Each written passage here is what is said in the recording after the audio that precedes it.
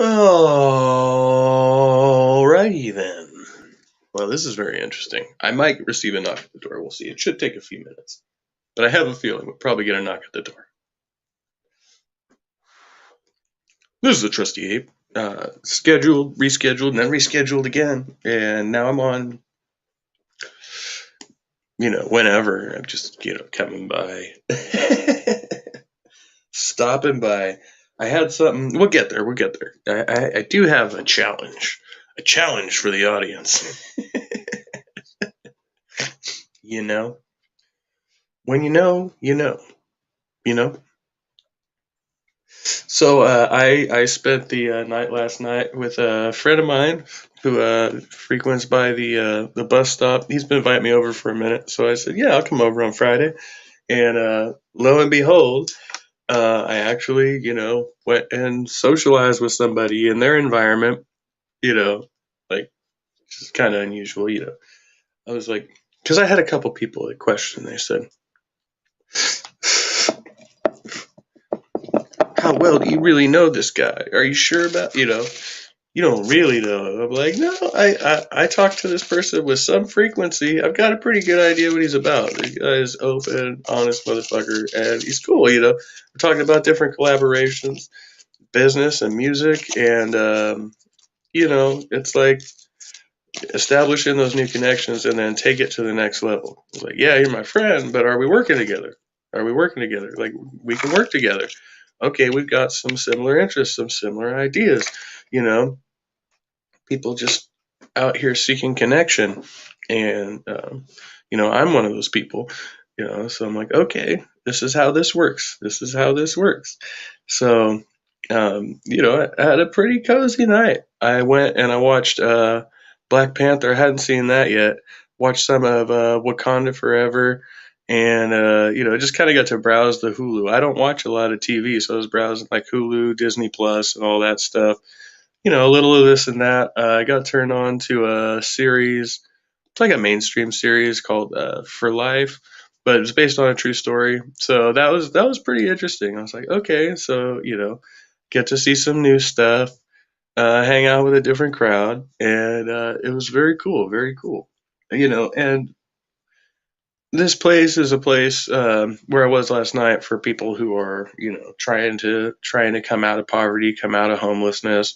It's is a stepping stone into housing, but they have apartments, and they're cozy little studio apartments over there for people who are local, but you have to get in the program. You have to, move through some steps and follow their program, which is understandable. If you're getting housing assistance, that's the way it works, and it's cool. But I think it's a really good opportunity for people if they're out here.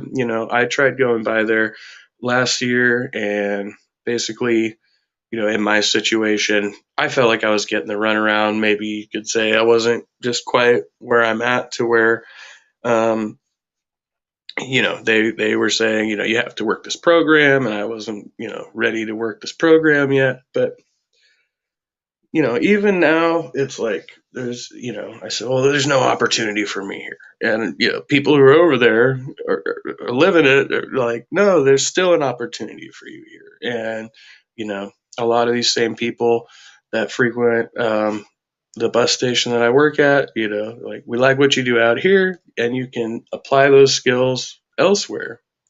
And that's how that's how you look at growth. Like, take the skills I already have, and the connections I already have, and try to move around and diversify with that. And so plant some seeds of growth and opportunity in your mind, and positive things start to happen. So I'm feeling good about today. I'm a little tired, a little tired. I didn't get as much sleep as I usually do, but that's okay. Tomorrow's my day off. I just have to catch the meeting and catch the bus. So I don't really have obligations other than that. I might hang out over here. So yeah, I don't know. It's weird, like getting back into life, just trying to do something different, on a Friday night. Like, okay, well, that worked out, that worked out. And I'm happy about it.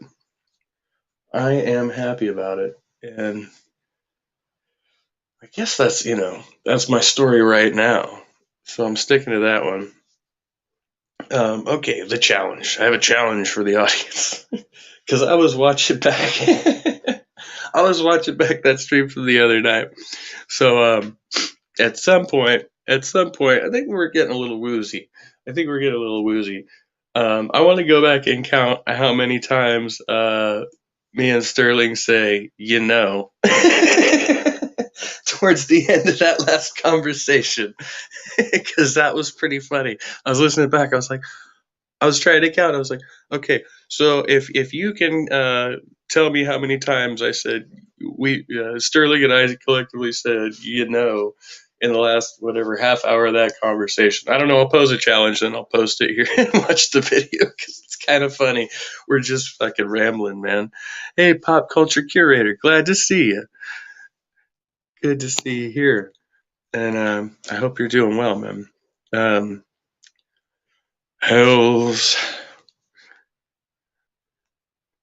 I I tend to like focus. I dwell on stuff like that. So saying like repeatedly, saying repeatedly, saying like like I do it all the time, and I have to like track back, and I look at the conversation in hindsight, and I say, yeah, I think a decent like 70-80% of the conversation was devoted to me trying to find the next word. So I was like, like, yeah, that, yeah.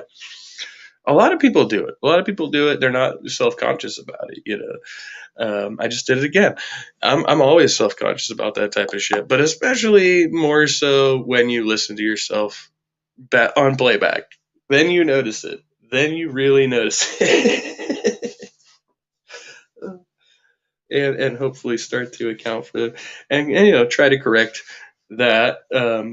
There's some utility in it. It moves a sentence forward when you get skipped up on a word. You know, you just move the sentence forward from there. That's how this works. We're talking, we're vocalizing here and speaking words. Um, oh, that's another one. A lot of people. Instead of like, I say fuck or fucking. There you go. Like fucking, Just keep adding shit in there. Just expand the vocabulary. That's how it will all even out at some point, and not having drawn out conversations when you're delirious. But it's still fun. It's still fun. It's not like there was no substance in the. There was a lot of substance in that conversation, but I just got a kick out of that. So, if you could count how many times you said in the conversation, I don't know. Maybe I'll figure out a way to gift you. You can request a gift. I was like, the challenge. Well, I was gonna offer up something else, but I don't think anybody's gonna be interested here. So, oh, it's been a trip. It's been a hell of a week, and it's almost over. So now I get to enjoy my Saturday. Hopefully, have a laid back day at work. It's been pretty laid back over there lately. Everybody seems a little burned out. I guess so. We've got the during the spring and summer, we've got the farmers market over by my job over there, and so it's like 2 blocks away. But because downtown's all one-way streets, basically what it does is it congests the fuck out of the bus system because they can't take their usual route. They have to take a detour. And then on top of that, you have like triple the amount of riders you would usually have because it's people coming to the farmers market, to and from the farmers market, and it's conveniently located. So they just ride the bus, and they're probably drinking down there, and they don't want to drive. Uber's too expensive, or what have you, and so they end up at my terminal. And so that kind of explains the nature of Thursday nights and why it happens like that these days, which wasn't going on when I first got there.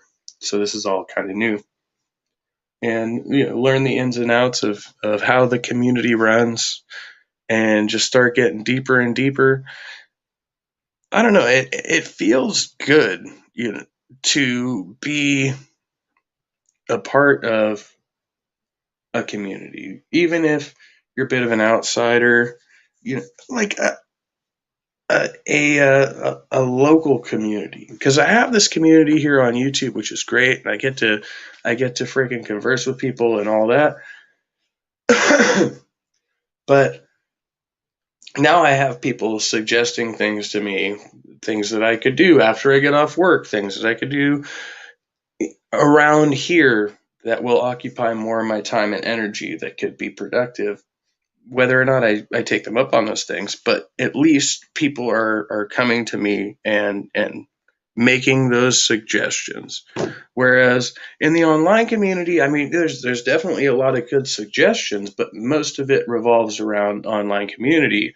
Whereas, like this guy I was with last night, he's somebody that I talk to frequently, at least 3-4 times a week, because he comes by when I'm working and he stops to say hi to me, and I got his number. So if and we're kind of in the same position as far as okay, so that's an interesting thing about that. We come from like totally different worlds, two completely different fucking types of people, but we seem to converge on this path right here, and we get on well, and we're both trying to stay goal oriented. So it's like that's somebody that I can call who is here. I could physically say, "Come rescue me, friend," because I'm falling off the edge.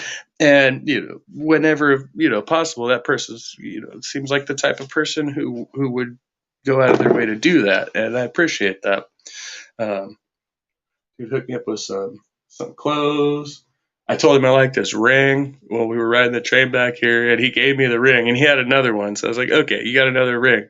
But I was just like, I like that. Where that's different. Where'd you get that? And he was, oh, here, and he just handed it. And that's the type of people that I'm dealing with. And it doesn't matter where we disagree on certain things, because we're here, trying to work together. We look at what we do agree on, and where our paths are coalescing, and how we can overcome those differences, and try to make a better future together. Because we both lost everything. I don't want to give too much personal information. He's a hard dude. Like, he's been through a lot of stuff, and I know a lot of people like that who've been through a lot more than I have, and yet they still sympathize with me. Like, there's not a lot of reason for people sometimes to sympathize with you if they've been through much rougher times, and they say, well, why can't you get your shit together? I've been through all this. But that's not the attitude I get.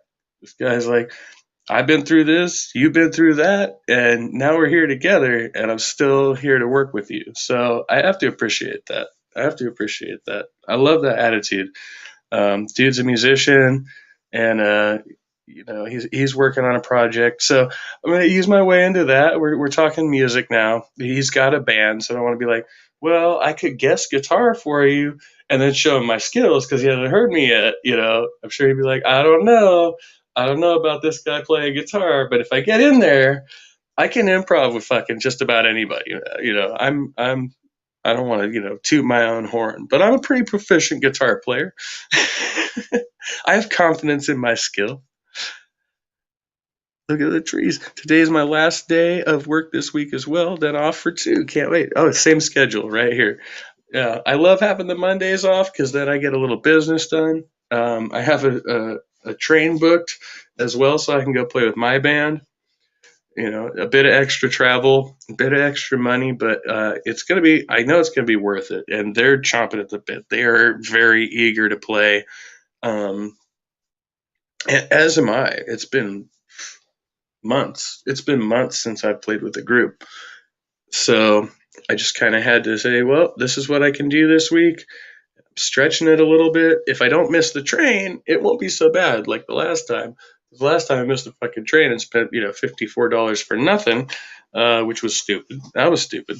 I could have even canceled my fucking reservation, but instead I just resigned myself to losing money. At least I could have gotten half of that back, like the return trip. It's probably too late for the go, but for the return trip, I probably could have gotten a refund, and I just didn't even bother because I was just so fucking haggard that day. I remember it too. That was the day I almost missed therapy. 2 weeks ago, because my next therapy is this Monday. So same deal. I just have to control myself on Sunday. Sunday is a hard day for self control. Um, of course, again, I'm in this position where I have to go down and see my kid. The visit's been confirmed, and hopefully they actually show up. But that kind of forces me to at least sober up for that period of time. But then after I leave there, I'm out on the loose again, and I have to do it just for me, just to make sure that I don't fuck shit up. Like there is no other thing that is going to prevent me from doing what I do and creating chaos in my own life. So that's all I do here: create fucking chaos for myself. For myself. Hell yeah, get that jam time. I need it. I do need it. I used to jam a couple times a week at least. I was playing with 4 different groups at one point in like 2011, 2012. I had 2 bands of my own going, and I was playing with 2 other bands that I was performing for, but they weren't my groups.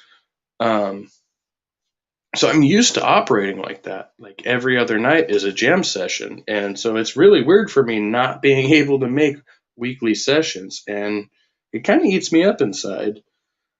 But it's something I've had to learn to accept and just try to figure out how to navigate it. James Apperson, good to see you. Much love, my friend.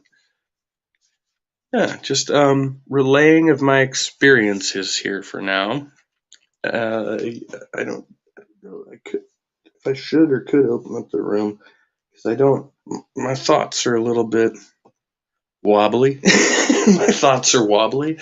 Did I just? Yeah, I'll just go with that one. My thoughts are wobbly, and I'm a little bit tired, but um, yeah, I'm pretty confident that I'm headed in the right direction now. I heard from my dad yesterday, which is like he doesn't call me all the time, but he checks in from time to time, and usually when he calls, I've got problems. Well, he's got problems. You got wobbly thoughts too, James? But I felt good yesterday, just having this positive attitude. And when he called me, I just couldn't complain. Even the bad shit, I was like, yeah, I still got bad shit, but I'm feeling really good. And everything's going just fine, man. And it wasn't a show. It wasn't some bullshit. It wasn't like, can we end this conversation? It was like, actually genuinely get to tell this person, my other parent, that I'm doing better. And, that makes him happy. His other kids are grown and whatever too. So he's living like a bachelor again, which is cool for him. I've just held all this baggage for years about not having uh, an equal share of the father figure with my siblings. And so now that he gets to see his next youngest not doing so well, the other kids are doing great. They're great, but they don't really communicate with me, right? Because I was the first fuck up. I was the original fuck up. I was the black sheep. I was the bad example until the next in line came along and did worse than me. So that's our family dynamic. It's great. So I think that maybe put some things in perspective for my dad to actually see me recovering and doing better. Though we still disagree on a lot of things, I can't hold any resentment at this point. It would just be stupid. It's stupid to hold that resentment, and yeah. So I'm over that. I think I'm over that. Of course, I'm sure at some point I'll probably get mad at him again, but whatever. That's the nature of the parent offspring relationship. Gorillas Random Thoughts. Good to see you. Thanks for coming by. I am randomly rambling as well. So this is, I could have called this Apes Random Thoughts. No, there was a structure to this. So in the last stream I did with Sterling, we were on a good one, man. We were on a good one, and it was like, like fucking, like fucking, yeah, that's what it was like. So count how many times we said, and I'll give you a prize, but you have to beat me to it. I don't know when I'm going to conduct that stream, but it will probably be the next stream. Just because, for a lack of any other thing. Well, okay, so I am supposed to have this conversation with Gorilla's Random Thoughts regarding another stream I did on Beer with Hitler. I think we were supposed to coordinate a stream about talking about that one, because it is a good thought experiment. I like situations like this where you have to think objectively, how am I going to detach myself from the situation? This type of thing I deal with all day, every day, right? But this is an extreme scenario.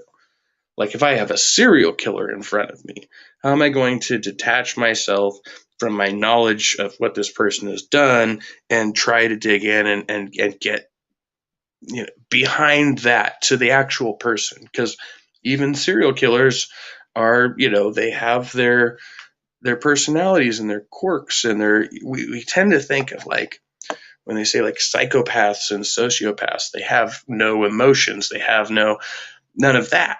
Like, that's not actually true. Their mental state is just completely skewed from the way the rest of everybody else's works. And so it is with me. If you're neurodivergent or you're ADD, you've got something similar going on. Doesn't mean you're a psychopath or a sociopath, but it means that you have something very different about the wiring in your brain. And if you can understand this type of person, then you can glean some understanding into the spectrum of people.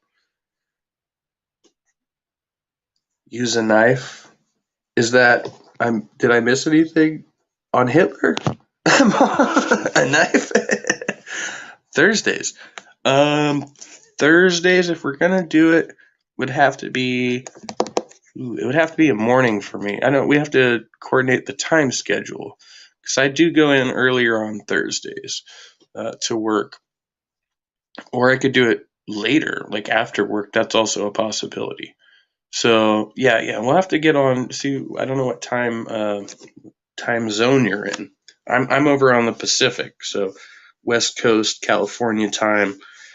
And on Thursdays, I work a 10-hour shift from 1 p.m. to 11 p.m. And that's my 11 a.m. alarm. Stop it. Oh, to dig into the mind of a serial killer. Yes. Pick his brain, literally. There's some value in keeping them alive and studying them, I think. I don't think we should execute killers. Like, honestly, I think they should be psychologized every day for the rest of their lives, and that will be their torment. Because, I mean, okay, so it's typically thought that that's what these guys want, and they're doing it for attention. They all just want to spiel their shit, right? But that's actually kind of on the rarer side. I mean, yeah, there's a lot of mass murderers and serial killers who do that, but by and large, that's not the type of people you're looking for. You're actually looking for very private people who are probably not going to want this type of prying, well, especially when they're committing crimes, but even after the fact, like, and then usually they just look for absolution because they want to escape punishment, which is why so many of them turn to religion once they get into prison, because they're like, well, this is the only way that I'm ever, potentially gonna have some quality of life that's, not shit, or have people in here target me, because prisoners tend to target those people too. Just like, people don't understand, when you go into prison and other prisoners start looking at you and they want to know why you're in there, and that's the first person that a different type of predator is going to target, are going to be rapists and people who have killed women and children, mostly families, right? Innocent people. But the gangbangers, they're on a different side. They operate with a more militaristic mentality. So like, well, if you killed some dude who was gang affiliated, then whatever. We don't give a shit about that. But if you killed some innocent dude and his wife, now you've become a target. You will become a target for those people. They're like, if you take lives, we'll fucking kill you because we're all lifers in here too. You know, a lot of those guys. So that becomes the mentality, and it's normal for them. And as long as we keep people in prison and they're all mixed up together, this is going to continue to happen. You're just going to have dudes who, you know, got 3 strikes for selling drugs, and now they're stuck in there, and they're like, I think this dude's a piece of shit. He's in prison. I'm not getting out anyway. I'm just going to whack him. And they do that. That is kind of the way this shit works. And they earn bones in prison for doing that. So, I mean, just bear that in mind. But, you know, like for the most part, if you could get inside those people's heads and start to try and figure out when they broke, what broke them, how you can prevent those types, because they're always walking around you every day in society, the person with the potential to become a killer. And you just want to know how to try to prevent that person from doing it before it happens, because you can throw them in prison, you can torture them, you can execute them, you can never bring the person they killed back. So you want to prevent it before it fucking happens. But, you know, that's just my central. Okay, I'm going to take 8 to 5 Central Standard. So that's 2 hours ahead of me? 2 hours ahead of me. Good. Going for nachos. Nachos sound really good. I had sushi last night. I had ordered California rolls on the Instacart, and I guess they were out of California rolls. So when he sent me the replacement, I was like, okay, click that one, because I thought it was like a veggie roll. And then I looked at it, it was like actual sushi, which I haven't had in years. The last time I had raw sushi was like in a sushi bar. So I actually watched them like slice it up and shit like that. So these ones were prepackaged, but they were good. They were good. Whatever they put in there, like, I did not really taste the fish. I think it was like tuna and crab or something like that, but it was all, what's that word you use? It was very, you know, finely diced up and packed in there. It's good flavor. It had the ginger and wasabi, and I just started eating them, and I was like, you know what? This is all right. This is all right. So I ate the whole package. I was good with it. So occasionally, I'm not a big fish person, but occasionally I can do some fish, especially if it's raw. That works for me.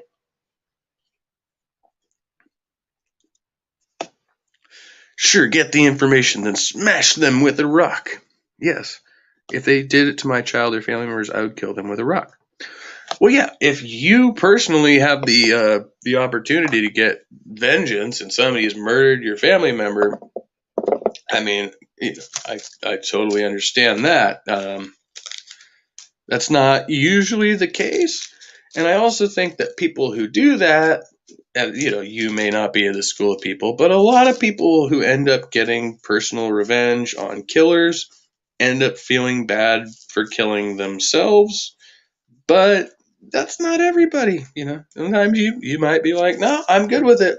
I'm good with it. I got, you know. It just depends on how you view things. I mean, I guess the really important thing that qualifies is whether or not you think that person can be rehabilitated. Why did they do it?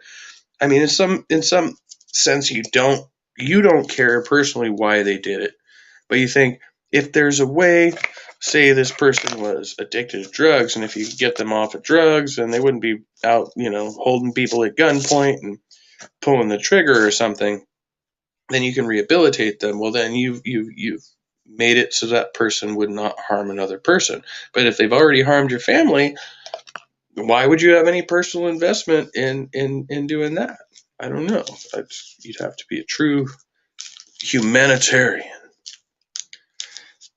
And as far as smashing people with rocks, I mean, that's got to be a pretty big fucking rock, or you're going to have to do it repeatedly, because it is a lot harder than one might think to bust somebody's dome open with a rock. You gotta put some force behind that. You gotta have a big fucking rock. You ever seen Lord of the Flies?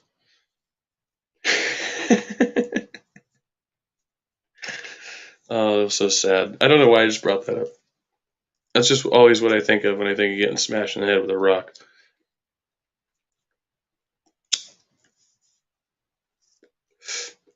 Okay. What are we doing? I've been talking for 30 minutes. Gets a visceral response from me. No, I get that. I'm not justifying the serial. So I don't know. I went off on a tangent on the serial killers, which wasn't even what I was talking about. The whole point was just psychologizing people who were fucking fucked up. Um, Serial killers being one example. We could count. Hitler. He didn't kill a bunch of people personally, but he definitely had a bunch of people executed. I don't know. We could count that on the genocidal maniacs list. Yeah, yeah. But Hitler also had a very different psychology. It wasn't like Stalin. It wasn't like Mussolini. When you look at it, and I think that's why it looks so extreme to us, because Hitler was a diehard who believed in his cause less than he wanted power personally. Like, once you differentiate those two things, he did not personally want power and recognition. It looks to us in hindsight like he did, but look at his work.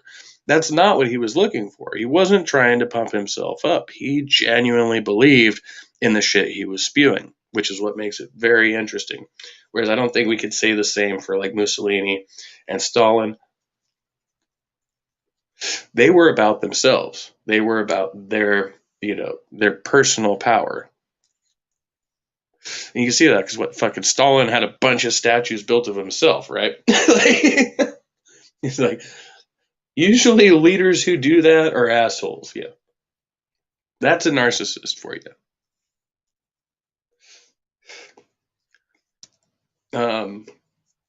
Yeah, and there's a number of other issues that pertain to Hitler, particularly, and I think it's interesting because he did uppers, man.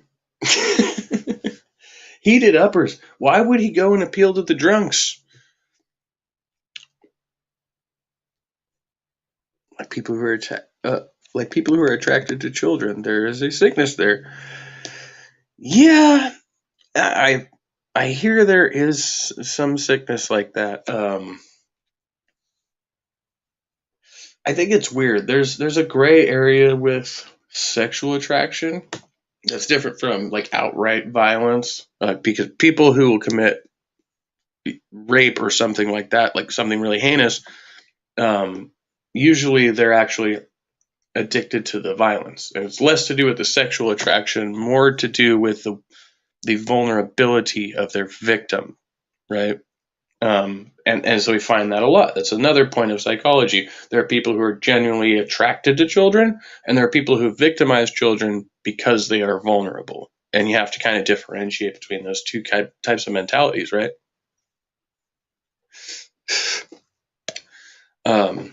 And then I think there is some biological evolutionary mechanism, right, that's going to make a biological male look at a young biological female and say, she is young, she is healthy, she is fertile, and she is ovulating. And then biology is going to kick in. And that's when you actually have to use your thinking power to be like, oh, that doesn't mean I should go fuck her, right? That's not how this works. I actually have to, no, I actually have to, get consent from an informed adult individual because we're civilized. We're not freaking monkeys in the jungle. If we're monkeys in the jungle, this might make sense. I could just go mount this person. But no, today, this is not what's happening. I see it all the time. I see girls who are, 17 and a half. And I could tell. And then it's like, well, she'll be, legal next year. But I still can't go there. My daughter is about to be 16 years old. And it doesn't matter that I was a young father. None of that actually matters because I have to account for my experience and my knowledge and the fact that there is no way in hell this person at this stage in their lives is going to meet me on my level and I'm going to meet them on theirs. That's just not going to happen. It's a fantasy. But then you get into ageism, and I always thought when I was younger, I thought if older chicks weren't interested in me, it's just because they were being ageist, you know. And I didn't have any qualms with. I dated a 25-year-old when I was 17. Was that? No, no, she was 23.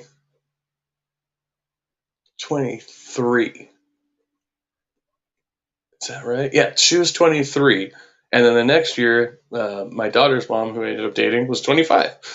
And so I just kept progressively getting older. And that was when I turned 18. And society doesn't frown upon that so much. You know, younger dudes going after cougars or older ladies, they're like, that's fine. But if I were to do that, I would be considered a predator.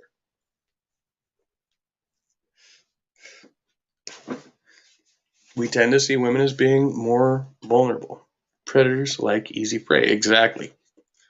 Um, and for people who are all about power and control, that's what they're looking for. Somebody they can manipulate, somebody they can control.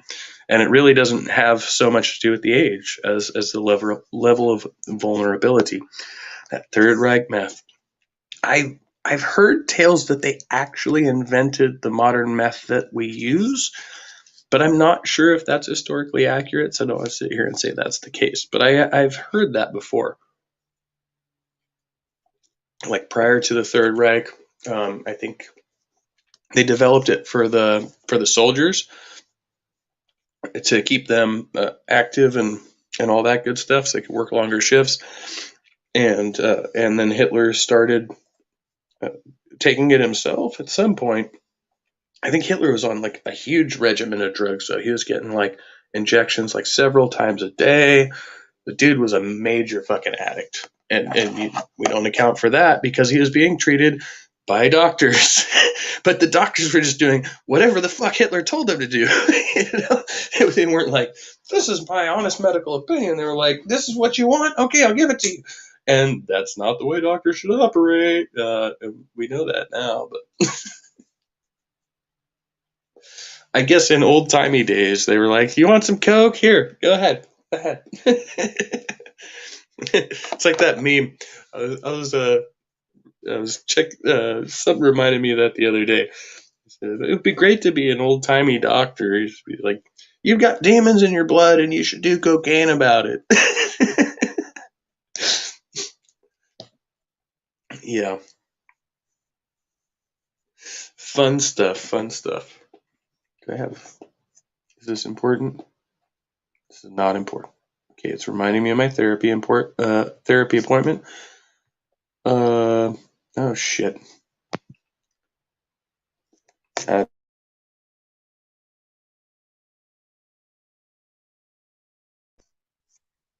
I pressed the wrong button. Sorry.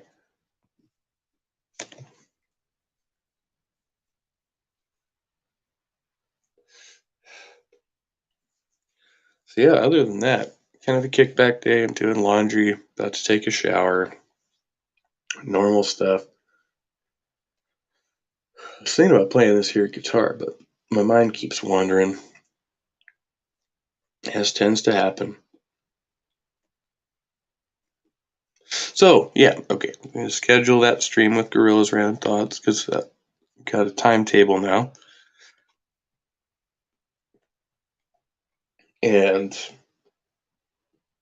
it's Pride Month. I heard, it's Pride Month, and you got like Juneteenth and beginning of summer. Like a lot of things are happening in June, and I'm always like, anytime they dedicate a month to something, like, yeah, okay. Everybody has a day, and then everybody wants a month, and now why don't we just dedicate a whole year to? No, no, okay. I'm cool with it. I'm cool with it. Just spreading awareness.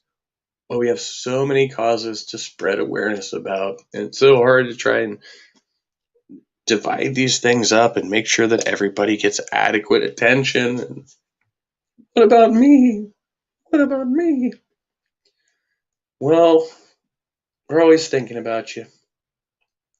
We got our thoughts and our hopes and our prayers.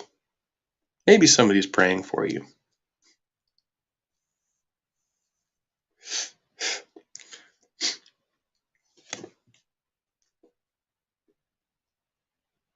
God, I have cotton mouth like a motherfucker.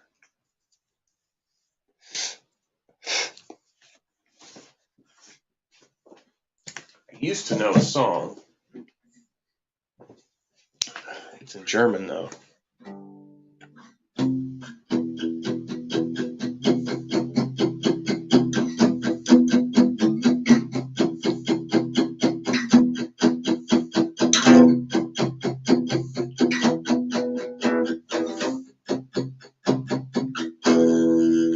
Yeah, no, I can't remember all the words now. But the title of the song is Pray for Us.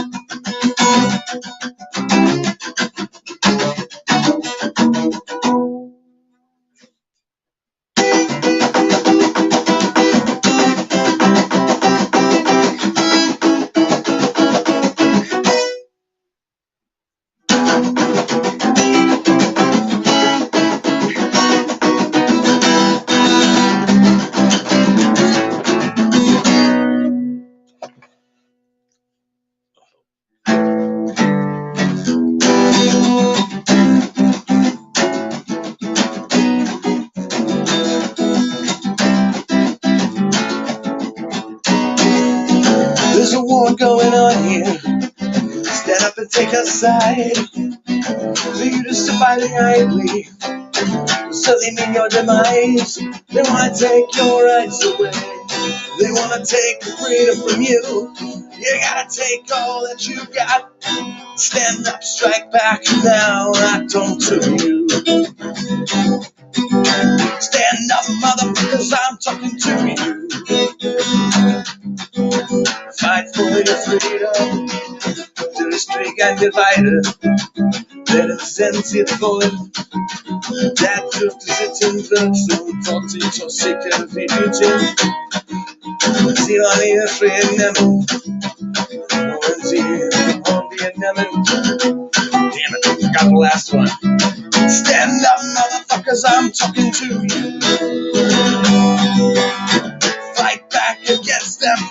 to you. Stand up for your freedom, attention to you. Gotta take the power back to you.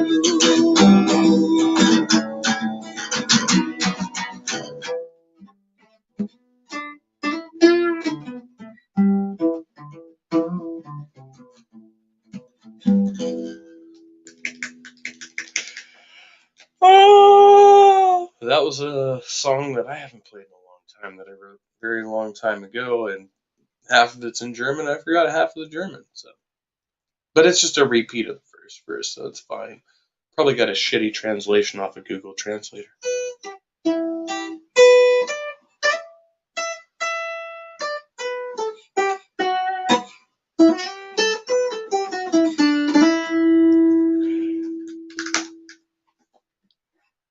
Um, yeah. So fascist bad, serial killer's bad, child predator's bad, racist bad, bad ideas are everywhere. I mean, there's not all people have some bad ideas. Nobody can have all the good ideas, but I'll try to just give each other better ideas and plant seeds for positivity and try to see how that works. I don't know. Try to figure out my little position in this big world. But the way I see it, the ideals I would have wanted to preach to my kids are the ideals that I should be preaching to everybody else. I just can't talk to people like they're children. Right? Because I don't want people to talk to me like that. So that wouldn't make any sense. We have to meet people on their own level, try to rationalize with them, or just haul off and punch them in the face. If you don't like their ideas, commit violence against them. I think that's the best solution, right? If you think somebody's going to commit violence, you should commit violence first. Wait, no, that's not how you prevent violence. That's how you cause violence. Shit. Okay, let me walk that one back. So if they do commit violence, should you commit violence against them in return? How does that work? And then we have to go, mull over that one. And it's all going back to ethics and morality. I get it. Yeah, I see how this is going. What should be done to people who do things to other people? I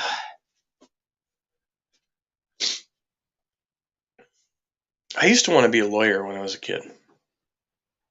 Look out for number one. Hello. Yes, we have the infidels here. Good to see you.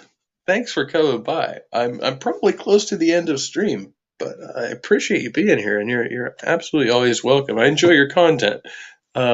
It's been a while. I don't know if I've seen you in the chats here, but I always enjoy yours.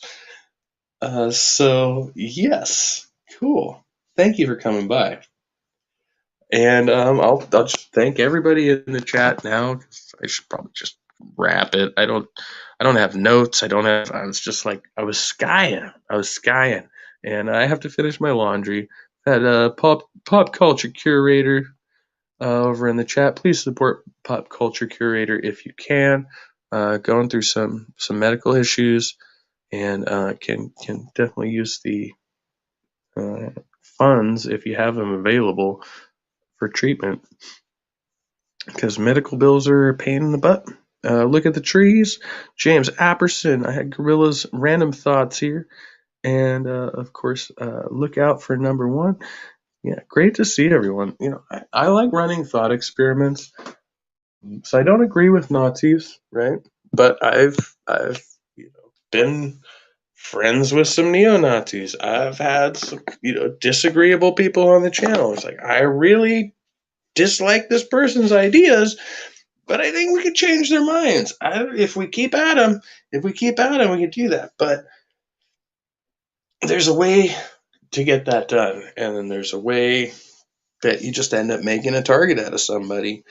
And I guess in some ways, to say, it's a way to prey on the predator to make them feel empathy for their victims, because that's probably a thing. But if somebody lacks empathy, they might just not get it. Oh, you good? Gardening today. All right, gardening is good.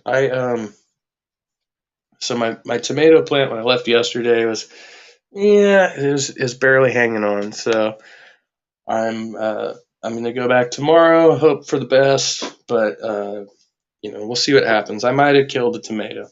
So whatever, it is what it is. We'll move on and plant new gardens. All right. Well, I think that is it for me. I'm feeling some hunger pains or something going on here, and yeah, I did not plan to be on for an hour or so, but it's been a good chat.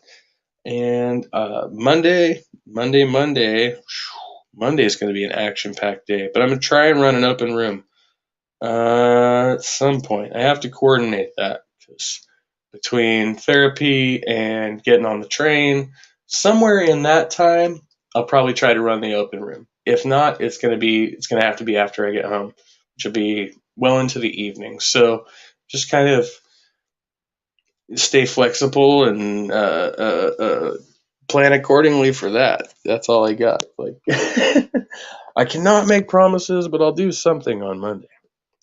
Yes, the force is strong with us. And